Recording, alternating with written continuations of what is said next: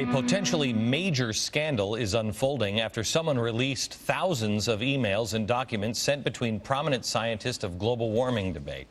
The New York Times has verified that these emails are legitimate, which wasn't too hard because some of them were written by and to one of their reporters.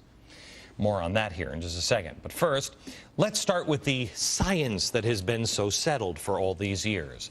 What are these guys saying behind closed doors about their so-called bulletproof consensus?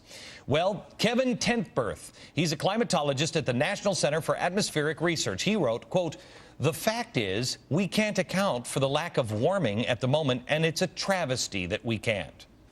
Incorrect data, inadequate systems, yeah. Travesty, pretty good word for it.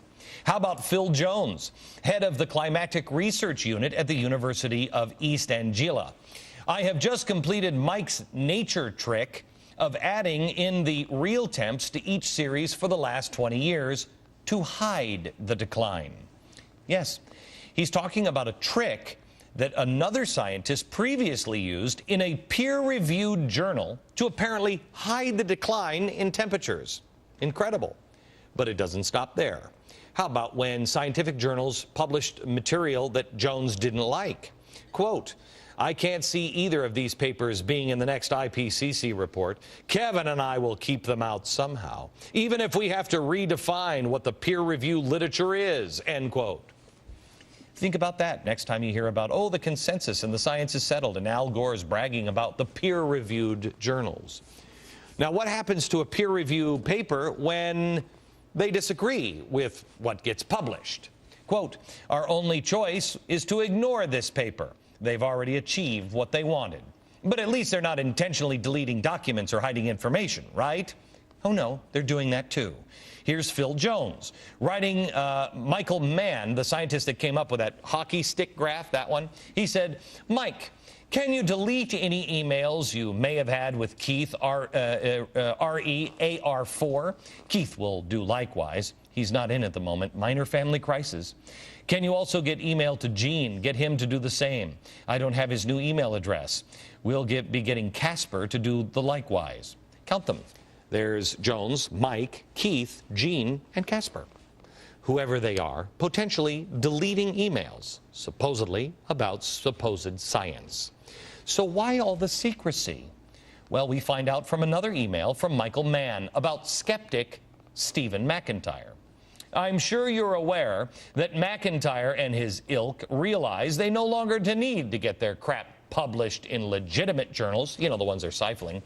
All they have to do is put it up on their blog, and the contrarian noise machine kicks into gear. Pretty soon, Drudge, Rush Limbaugh, and Glenn Beck and their ilk are parroting the claims." So you see, if McIntyre sees the data, he'll find the tricks that are in it to hide the declines. And then crazy people like me might just let you know about it. Oh, the horror. What will happen to cap and trade? That email was sent from one of the scientists to a New York Times reporter. That same reporter, Andrew Revkin, thankfully did report on the story for the New York Times.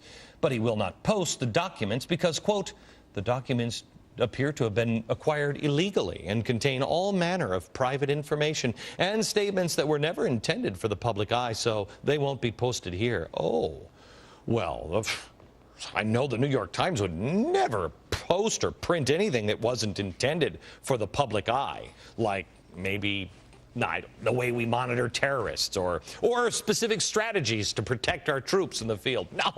No, the New York Times, they're above that. Deleting emails, hiding declines, incorrect data, inadequate systems, redefining scientific peer reviews for their own uses. This is what appears to be going on behind the scenes, and literally trillions of dollars of policy decisions are being based on what these guys are telling us. If your gut said, wait a minute, this global warming thing, it sounds like a scam, well, I think you're seeing it now.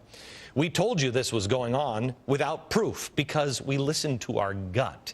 You'd never believe me, but once again, here we are with yet another brand new reality. It's time to put some teeth into you. And now the latest from the political grapevine. The leading global warming skeptic in Congress says he'll ask for an investigation into allegations that some scientists have purposely overstated the data supporting the theory of man-made climate change. Oklahoma Republican Senator James Inhofe is referring to information discovered by computer hackers who reportedly broke into a server at a well-respected climate change research center in Britain. One of the emails found and posted from Center Director Phil Jones refers to a technique, quote, hide the decline in recent global temperatures.